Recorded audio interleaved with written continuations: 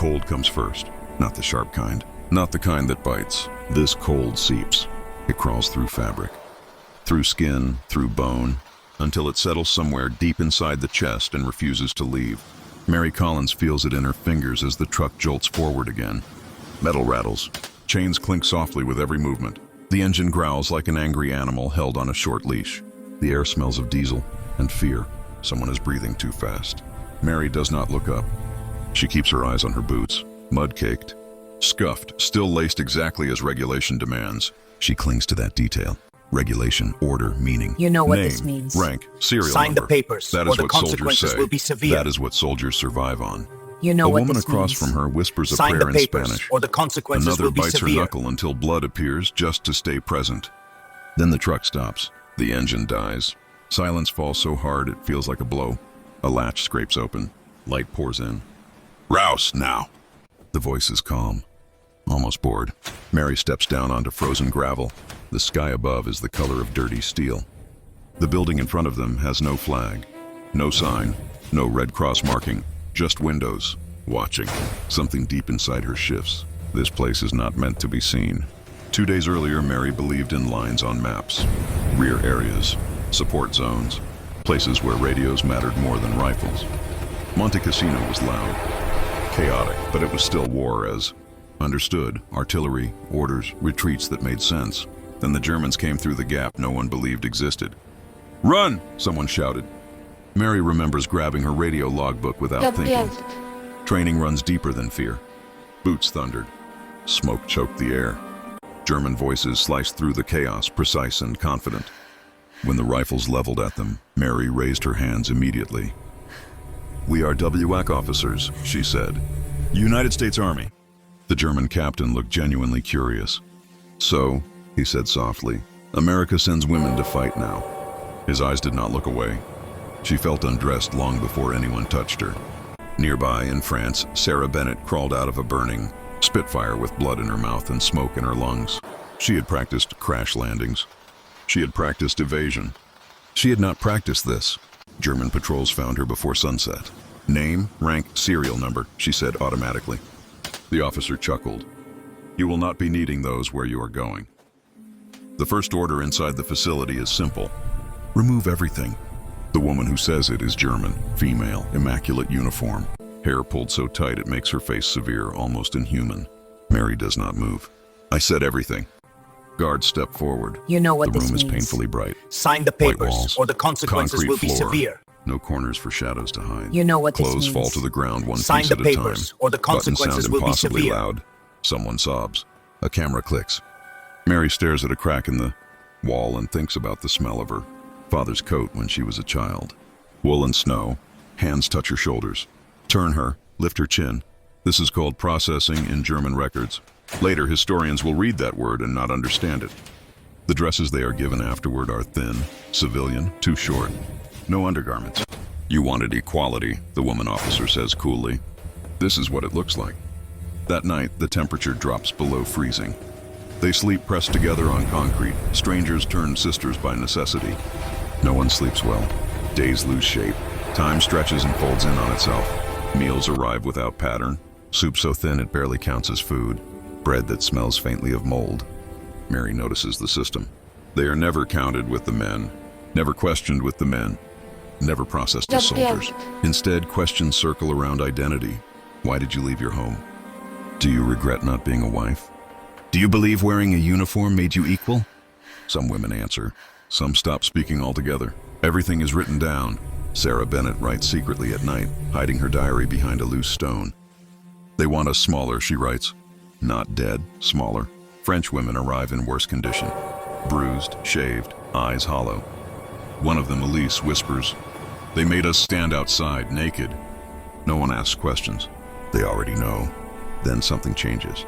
Kindness appears. Extra bread, a blanket, a guard who lowers his voice. "This does not have to be difficult," he tells Mary. "You can help yourself." Her stomach knots. Hunger becomes a weapon. At night, whispers move through the dark. "We are still soldiers," someone murmurs. "Yes," Mary whispers back. "We are." But doubt creeps in. If I survive by bending, what survives with me? Letters arrive weeks later.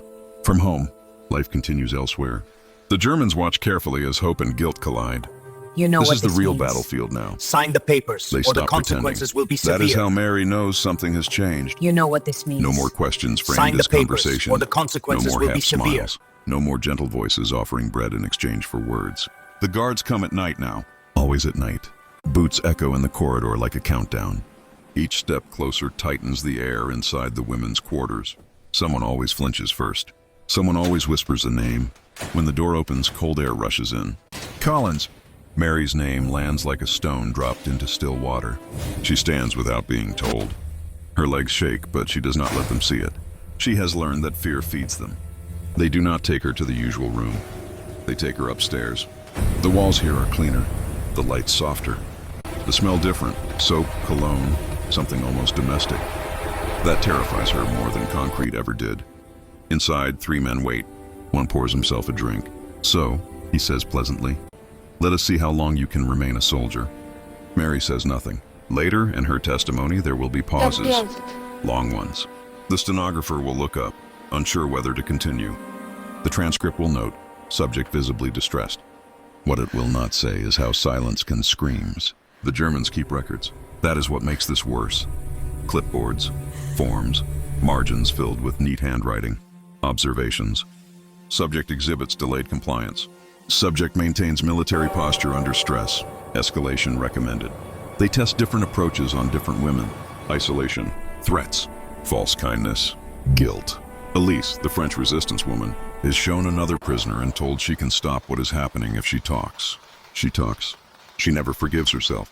Sarah Bennett is questioned by a female officer named Helga. Helga is precise, cold, almost proud. "You humiliate yourself," she tells Sarah. Real women serve their nation by obedience. Sarah stares at the wall behind her. Later she writes, "She hates me more than the men do, because I remind her of something she buried." The Germans had believed Western women would break quickly. They are wrong. Something unexpected You know happens what this instead. means. The women Sign begin the to papers, adapt. or the Resistance consequences does will be not look severe. like rebellion. It looks like memory. You know what this Mary means. teaches the others breathing Sign the techniques papers, she or the learned during consequences radio will be training. severe. Slow counts, controlled exhales. They whisper ranks every night, not names. Ranks. I am still a lieutenant. I am still a pilot. I am still a courier. Identity becomes armor. They memorize each other's faces so no one disappears unnoticed. They hide scraps of food for the weakest. Sarah scratches a star on the wall for every day she survives. Elise braids another woman's hair with trembling fingers. These things are small. They are everything. The guards notice. Reports change tone. Subjects demonstrating group cohesion. Unexpected resilience observed. Further measures required. The system begins to crack. By late 1944, the ground begins to tremble. Bombs fall closer now. German voices lose their certainty. Files are burned at night. Smoke curls from chimneys that have not been used for heat in months. One morning, bread does not arrive. Another morning, guards do not come. The women wait. Fear changes shape. Not knowing becomes worse than knowing. Then artillery booms. Not distant, but close. Very close. A guard bursts in, frantic. "Pack nothing," he snaps, "move." They are loaded into trucks again.